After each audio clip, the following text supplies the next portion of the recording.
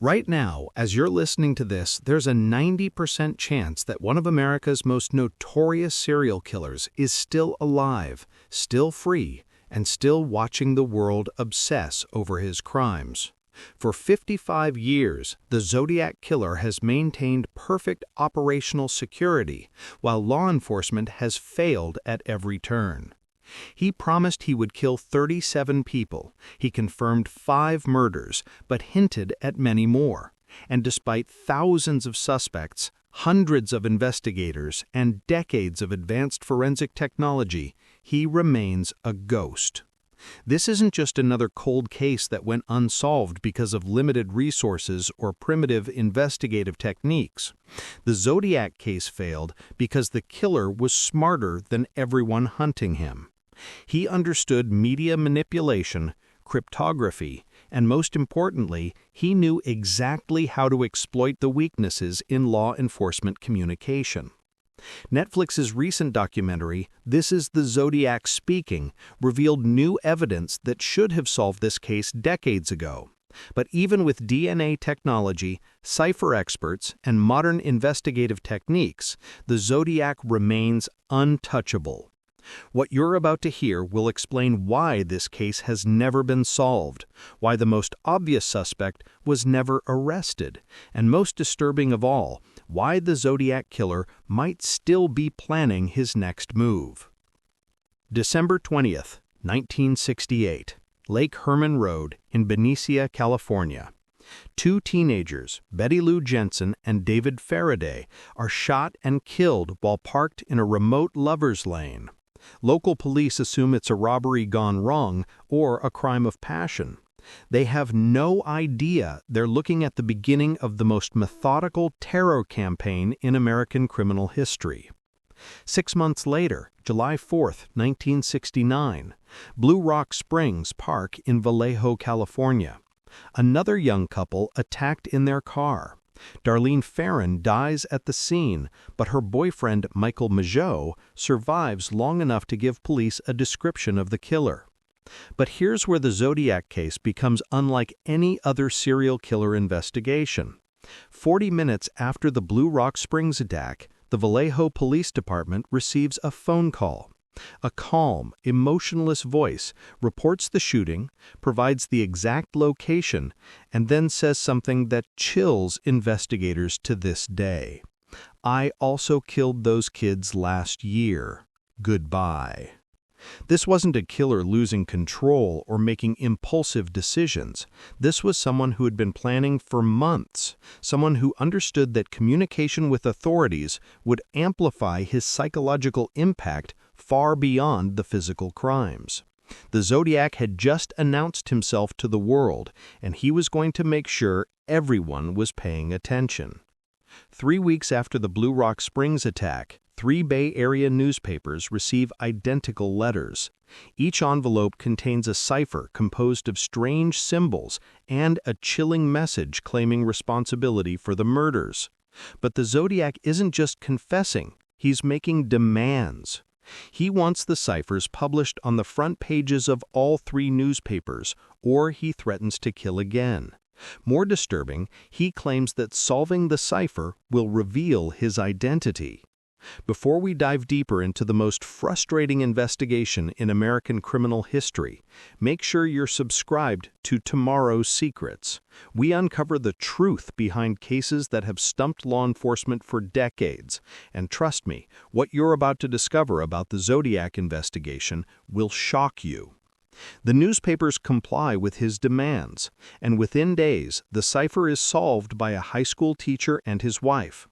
The decoded message reads, "I like killing people because it is so much fun. It is more fun than killing wild game in the forest because man is the most dangerous animal of all." But here's the critical detail that law enforcement missed. The cipher doesn't reveal the killer's identity as promised. Instead, it contains a lie designed to generate maximum media coverage and public fear. This was the Zodiac's first lesson to investigators about who they were really dealing with. He wasn't just a killer. He was a psychological warfare specialist who understood that fear was more powerful than violence alone. September 27, 1969. Lake Berryessa in Napa County. College students Brian Hartnell and Cecilia Shepard are enjoying a quiet afternoon picnic when they notice a man approaching across the small island where they're relaxing. The man is wearing an unusual costume, a black hood with white stitching that covers his entire head, and a bib-like covering over his chest featuring a crosshair symbol. He's carrying a gun, but he talks calmly, almost conversationally. He tells the couple he's an escaped convict who needs their car and money to get to Mexico. Brian later describes the man's voice as educated, articulate, without any noticeable accent or speech impediments. This isn't a desperate criminal making impulsive decisions. The killer binds both victims with pre-cut lengths of rope, demonstrating preparation and planning. But instead of simply robbing them and fleeing, he pulls out a knife and begins stabbing both victims repeatedly. Brian Hartnell survives the attack, but Cecilia Shepard dies from her injuries 2 days later. Before leaving the scene, the killer does something that proves this was never about robbery or sexual assault. He walks to Brian's car and uses a black marker to write a message on the door. Vallejo, 12/20/68, 7/4/69, Sept. 27/69, 6:30, by knife. He's documenting his crimes like a collector marking his trophies. But more importantly, he's communicating directly with investigators, telling them exactly which crimes to connect to his growing tally. October 11, 1969. San Francisco. The Zodiac breaks his pattern completely. Instead of attacking couples in remote locations, he hails a taxi in downtown San Francisco and asks driver Paul Stine to take him to the affluent Presidio Heights neighborhood. When the cab reaches the intersection of Washington and Cherry Streets, the killer shoots Paul Stine once in the back of the head, takes his wallet and car keys, and then does something that investigators still can't fully explain. He tears off a piece of Paul Stine's shirt and takes it with him as he calmly walks away from the scene. Multiple witnesses see him, and 2 patrol officers actually observe him walking away but don't stop him because dispatch has incorrectly described the suspect as a black male. This mistake will haunt the investigation forever. The officers later confirmed they saw a white male walking away from the scene, but by the time the error is corrected, the killer has disappeared into the night. 3 days later, the Zodiac mails another letter to the San Francisco Chronicle, and enclosed with the letter is a piece of Paul Stine's shirt. He's not just proving his responsibility for the murder, he's demonstrating that he was close enough to take a trophy from his victim. But the real message is more subtle and more terrifying. By including physical evidence in his correspondence, the Zodiac is showing law enforcement that he's completely confident they can't catch him even when he provides them with direct forensic evidence. This confidence will prove to be completely justified. Here's where the Zodiac case reveals the fundamental flaws in 1970s law enforcement that allowed this killer to operate with impunity. Multiple agencies were investigating related crimes without sharing information effectively. Vallejo police handled the Lake Herman Road and Blue Rock Springs cases. Napa County Sheriff's Department investigated Lake Berryessa. San Francisco police worked the Paul Stine murder. Each agency guarded their evidence and theories, creating information silos that the Zodiac exploited perfectly. The killer understood this weakness and used it strategically. His letters were mailed to newspapers rather than police departments, ensuring that information reached the public before investigators could control the narrative or coordinate their response. More importantly, the Zodiac's communications created a circus atmosphere that made serious investigative work nearly impossible.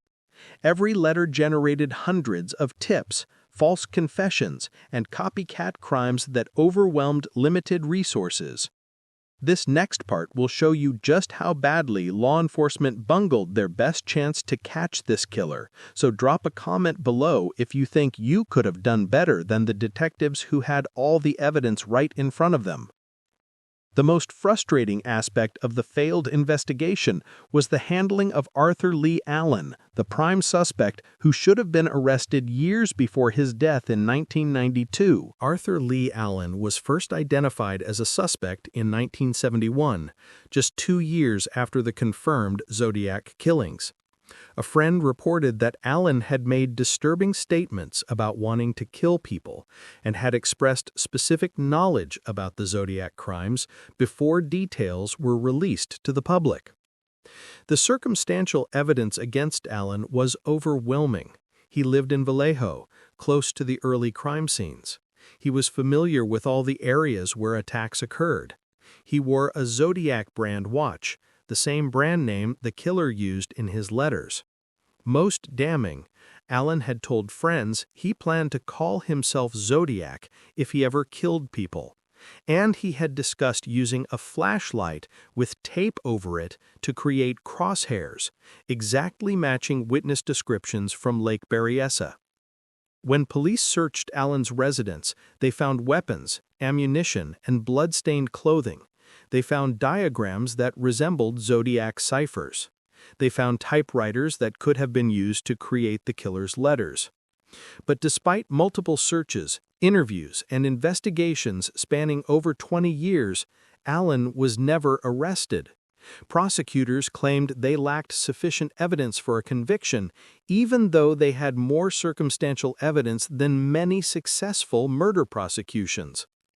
Netflix's recent documentary revealed just how many opportunities law enforcement missed to solve this case. Police had Allen under surveillance multiple times, but failed to gather the evidence they needed. They had his fingerprints, but couldn't match them to partial prints found at crime scenes. Most frustrating, they had Allen's DNA from the 1990s, decades before he died, but didn't test it against evidence from the Zodiac letters until after his death. When they finally ran the comparison, the results were inconclusive due to contamination and degradation. But here's what the documentary couldn't fully explore because the investigation is still technically open. There's evidence that law enforcement knew Allen was the Zodiac, but chose not to pursue prosecution for reasons that had nothing to do with insufficient evidence.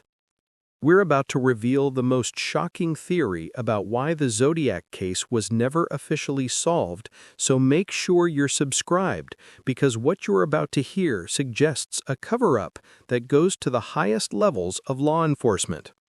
Some investigators believe that Allen had connections to law enforcement or intelligence agencies that provided protection from prosecution.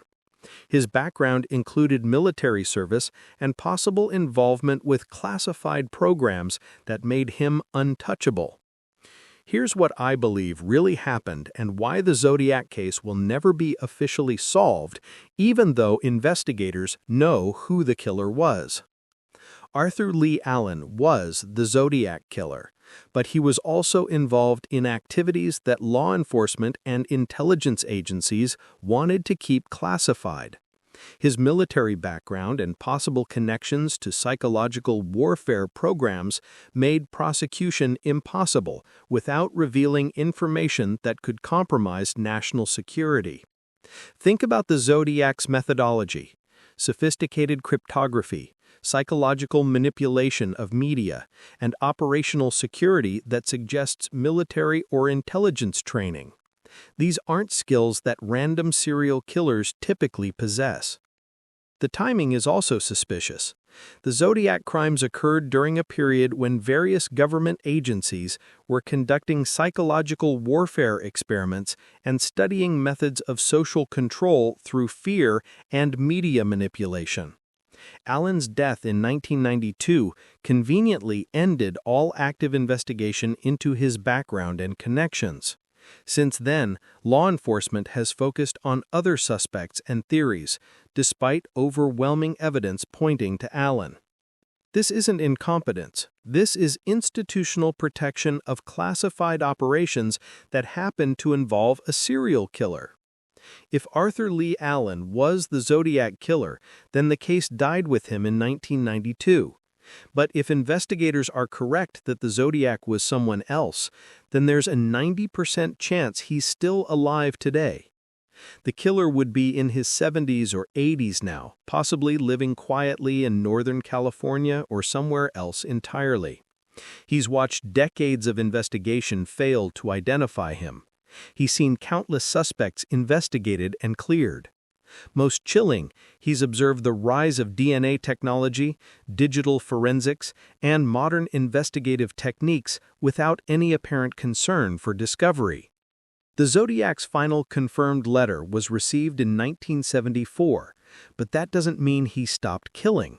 It might simply mean he stopped taking credit for his crimes.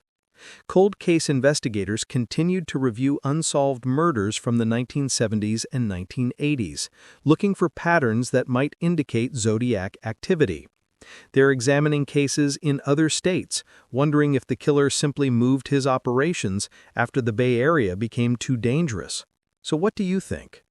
Was Arthur Leigh Allen the Zodiac Killer protected by institutional connections, or is the real killer still out there, watching law enforcement fumble through decades of failed investigation? Share your theories in the comments below, and if this investigation revealed something you'd never considered before, hit that subscribe button and ring the notification bell. Next week, we're diving into another case where law enforcement had all the evidence they needed but somehow failed to make an arrest. Another serial killer, another cover-up, a reminder that the most dangerous criminals often have protection from the very institutions supposed to catch them. Until then, remember that the most successful killers aren't the ones who avoid detection through luck. They're the ones who understand the system well enough to manipulate it. The truth is always protected more than we want to believe.